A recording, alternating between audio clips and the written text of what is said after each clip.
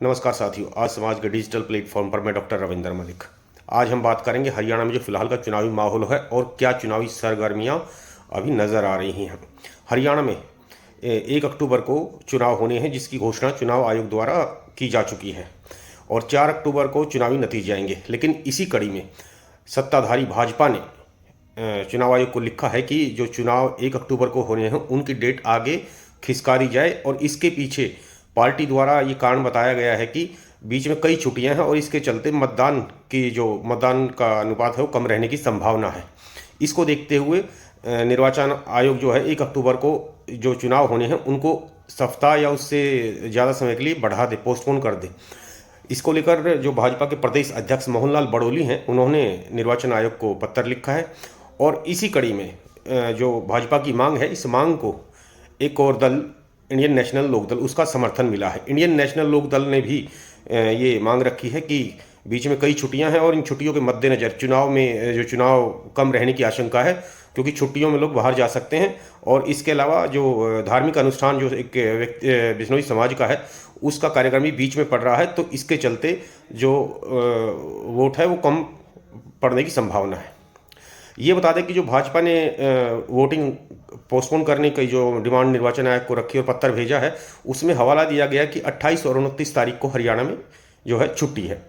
और जो फिर आगे बात करें 30 सितंबर की, उस दिन उस दिन छुट्टी नहीं है, लेकिन अगले दिन 1 अक्टूबर को चुनाव होने के चलते सभी कार्यालय बंद रहेंगे, सरकारी कार्यालय बंद रहेंगे। और 2 अक्टूबर को गांधी जयंती है। इस लिहाज से 28 अक्टूबर से लेकर जो चुनाव की डेट है, 5 दिन का समय है उसमें, तो उसमें महज एक दिन ही वर्किंग डे रहेगा, जो कि 30 सितंबर को पड़ता है। तो ऐसे में इन सब कारणों का हवाला देते हुए भाजपा ने चुनाव को आगे खिसकाने की मांग चुनाव आयोग के सामने रखी है। इसी कड़ी में ये भी हवाला दिया गया है कि 2 तारीख को बिश्नोई समाज का एक धार्मिक अनुष्ठान कार्यक्रम है, जिस मौके पर राजस्थान के बीकानेर जिले में एक मेला लगता है और हर साल बिश्नोई समाज व्यापक पैमाने पर वहाँ इस समाज के लोग उसमें शिरकत करते हैं। इस लिहाज से भी वोटिंग जो कम रह सकती है।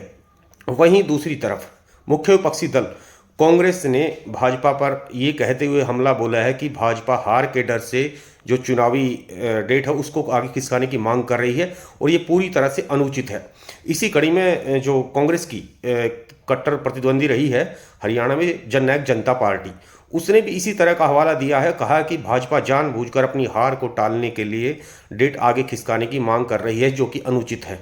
जजपा का कहना है कि जो जजपा के नेता और डिप्टी सीएम रहे हैं दुष्यंत चौटाला, उनका कहना है कि भाजपा की 20 सीट भी नहीं आ रही हैं और इसी डर के चलते भाजपा चाह रही है कि जो वोटिंग जो होनी है उसकी डेट आगे बढ़ जाए।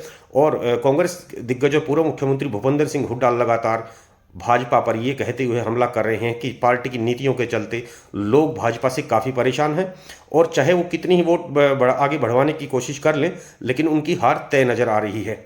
इस लिहाज से जो फाइनल जो डिसीजन होगा इसमें भारतीय निर्वाचन आयोग को करना है। वही जो इसमें सुप्रीम अथॉरिटी है इसको लेकर अभी निर्वाचन आयोग की तरफ से कोई निर्देश नहीं आया कि चुनाव समय पर होंगे या इनको आगे बढ़ाया जाएगा।